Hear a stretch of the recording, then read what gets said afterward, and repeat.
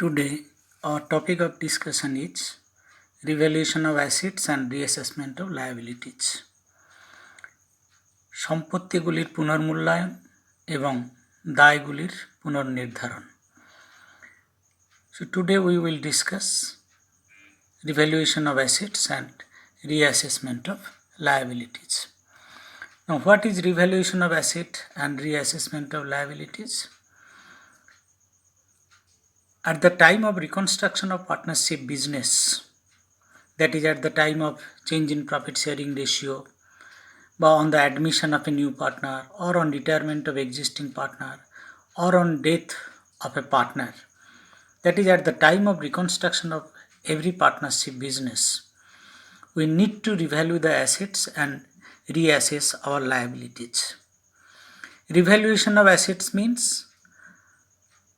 the assets bought earlier or acquired earlier, revalued on the date of admission or retirement or change in profit sharing ratio at the present value. And reassessment of liabilities also the same, that is liabilities accrued earlier is revalued at the time of reconstruction of partnership at their present values. So this is called revaluation of assets and reassessment of liabilities. The revaluation of assets and reassessment of external liabilities may result into profit or loss of capital nature. What is this? That is, as a result of revaluation of assets, the value of assets may increase or decrease. And as a result of reassessment of liabilities, value of liabilities or asset may increase or decrease. If the value of an asset increase, obviously that result in a profit of capital nature. If the value of asset decreases, obviously that may be termed as a capital loss. Similarly, in case of reassessment of liabilities, if the value of a liability increase, there is loss. If there is decrease in liabilities, obviously there is profit of capital nature. So, as a result of assets and revaluation of assets and reassessment of liabilities, profit or loss of capital nature may occur.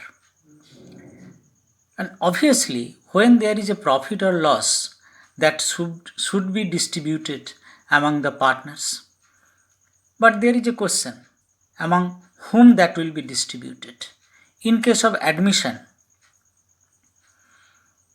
the profit or loss on revaluation shall be distributed among the old partners only, as the profit or loss arising out of revaluation of assets at the time of admission or reassessment of liabilities at the time of admission, the profit must be accrued to the old partners. In case of retirement, obviously the result of revaluation of assets and reassessment of liabilities will be accrued to the all partners. So this is simply done to give the benefit of revaluation or to charge the loss on revaluation among the old partners in case of admission, among the retiring partners in case of retirement, to the deceased partner in case of death. So why we should revaluate the assets and reassess the liabilities? This is the main cause. Simply done to give the benefit of revaluation or to charge the loss on revaluation among the old partners in case of admission. So in case of admission, to distribute the result of benefit of revaluation or to charge the loss on revaluation among the old partners, we have to revalue the assets and reassess the liabilities. Similarly, in case of retiring partner, in case of retirement of a partner, the retiring partner must have the share of profit on revaluation of assets or have to bear the loss on revaluation of assets and liabilities.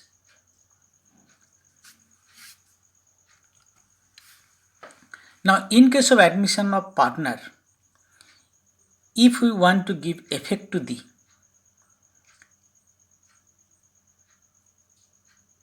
revaluation of assets and reassessment of liabilities to the accounting, then we have to make the following entries. That is, in case of admission of partner, require journal entries for revaluation of assets and reassessment of liabilities. These are all suggested entries. We will do or solve an illustration on the basis of these journal entries. First one, for increase in the value of assets, respective asset account debit to revaluation account. So respective asset means if the value of land and building increases, the land and building will be debited. If the value of furniture and fixture increases, the furniture and fixture account will be debited. And as increase in the value of asset results in the profit, so revaluation account will be credited. So respective asset account debit to revaluation account. For decrease in the value of asset, obviously the entry will be reversed, revaluation account debit to respective asset account. For increase in the value of liabilities, revaluation account debit to respective liability account. For decrease in the value of liabilities, respective liability account debit to revaluation account. After that, we have to determine the profit on revaluation by preparing a revaluation account. So after preparation of revaluation account, we will have the profit or loss on revaluation. So if there is profit, that should be distributed among the old partners by the following entry, that is revaluation account debit to old partners capital account.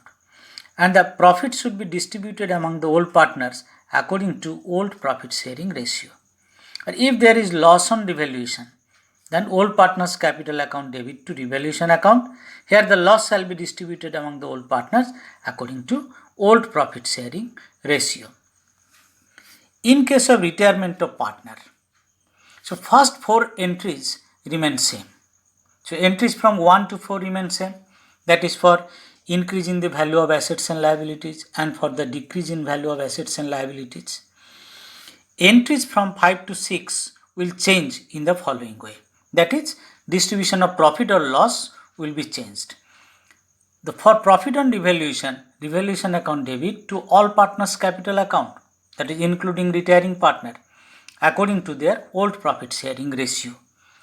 Or if there is loss on revaluation, all partners capital account debit to revaluation account according to old profit sharing ratio.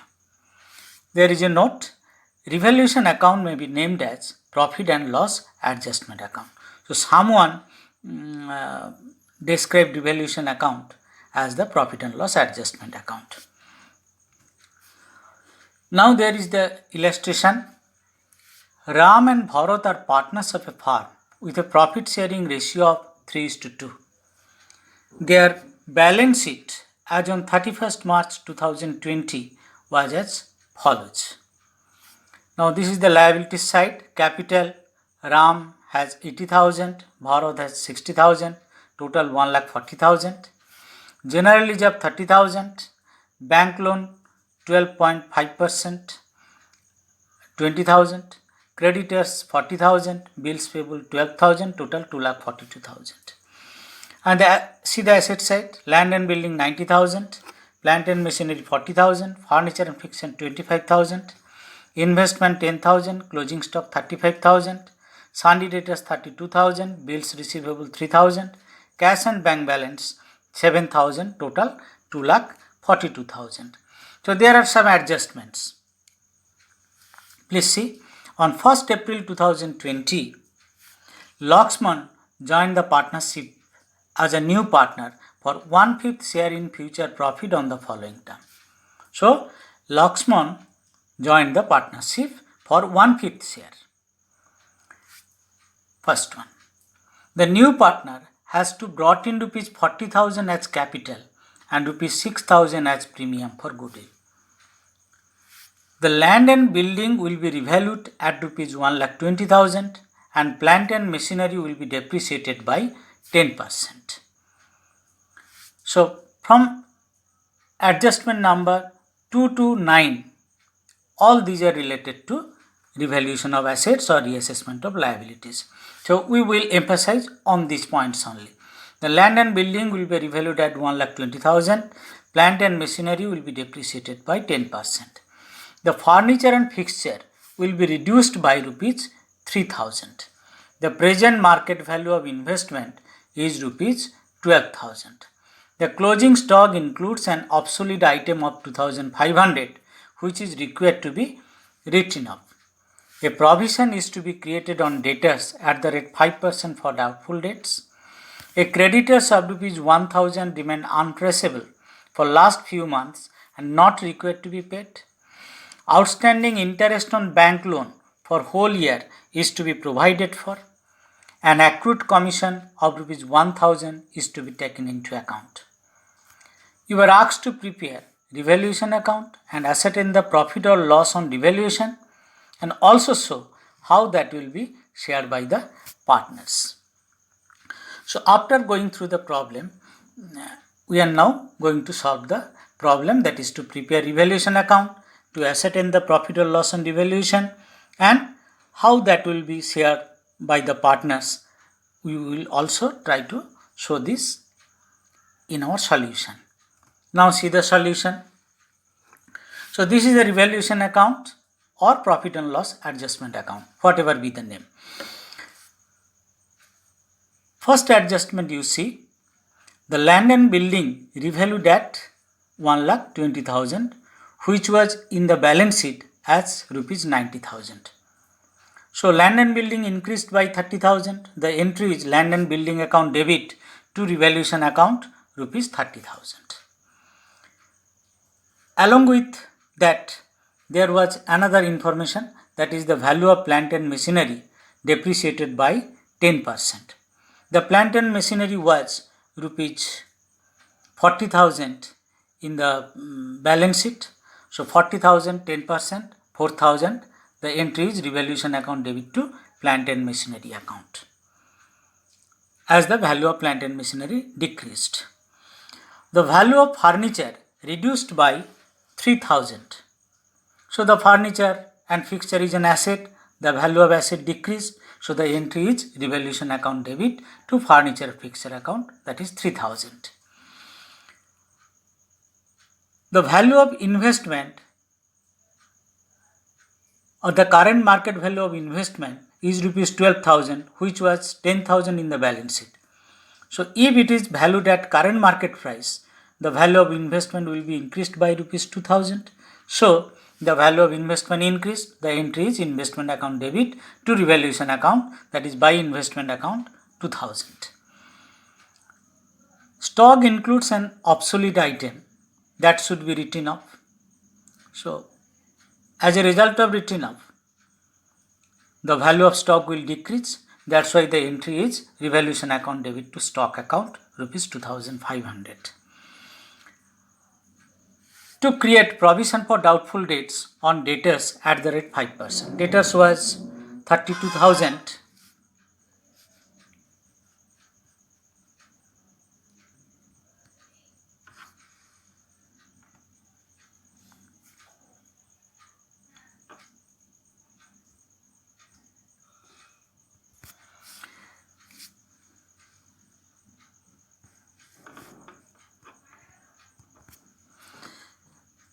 Debtors was rupees 32,000. 5% is 1,600. So the entry is to provision for doubtful debt, revaluation account debit to provision for doubtful debt 1,600. A creditor remain uninterest for few months and that's why not required to be paid. So the amount of creditors decreased by rupees 1,000. The entry is creditors account debit to revaluation account 1,000 rupees. We have to provide for interest on bank loan for the whole year at the rate 12.5%. So bank loan was rupees 20,000. On 20,000, 12.5% is 2,500. So providing for outstanding interest on bank loan, the entry is revaluation account debit to outstanding interest on bank loan account rupees 2,500. accrued commission of rupees 1000 not accounted for. So if we account for now, the entry will be accrued commission account debit to revaluation account 1000. So after balancing, there is a balance of rupees 20,400.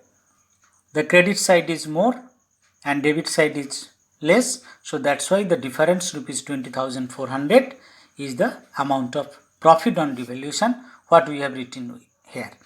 So profit on revaluation shall be distributed among the old partners Ram and Bharat according to their old profit sharing ratio that we have shown here.